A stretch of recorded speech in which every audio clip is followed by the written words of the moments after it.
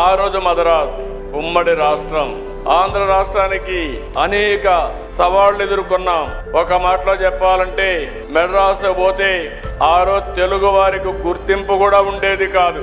అలాంటి పరిస్థితిలో స్వాతంత్రం కోసం పోరాడినప్పుడు పొట్టి శ్రీరాములు గారు గాంధీజీ నాయకత్వంలో పనిచేయడం, అనేక రకాలైనటువంటి సామాజిక ఉద్యమాల్లో భాగస్వాములయ్యారు. అయితే ఇన్ని సంవత్సరాలుగా మీరు ఇంకొక విషయం గుర్తుపెట్టుకోవాల్సింది, గాంధీజీ మనందరికీ స్వాతంత్రం కోసం పోరాడి సాధిస్తే అహింసా విధానాన్ని ఆ రోజు ఆయన పాటిస్తే పొట్టి శ్రీరాములు గారు ప్రాణ త్యాగం చేసి ఆత్మార్పణ చేసి మనకు ఈ రాష్ట్రాన్ని సాధించి పెట్టాడు.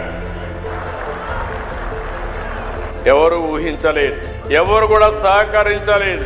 ఓసారి అలాంటి సమయంలో నేను చనిపోయినా పర్వాలేదు, ఆ తర్వాత అయినా మార్పు వస్తుంది, తెలుగు వారికి గుర్తింపు వస్తుంది, భాషా ప్రయుక్త రాష్ట్రాలు ప్రారంభమవుతాయని ఆలోచించి ఆయన త్యాగం చేశాడు. ఈ రోజు మనం గుర్తుపెట్టుకోవాలి, భారతదేశంలో పొట్టి శ్రీరాములు గారు త్యాగం చేసిన తర్వాత భాషా ప్రయుక్త రాష్ట్రాలకు నాంది పలికింది. ఆ తర్వాతనే అన్ని రాష్ట్రాలు వచ్చాయి. దానికి కారకులు పొట్టి శ్రీరాములు గారు అని చెప్పి కూడా మీకు తెలియజేస్తున్నా.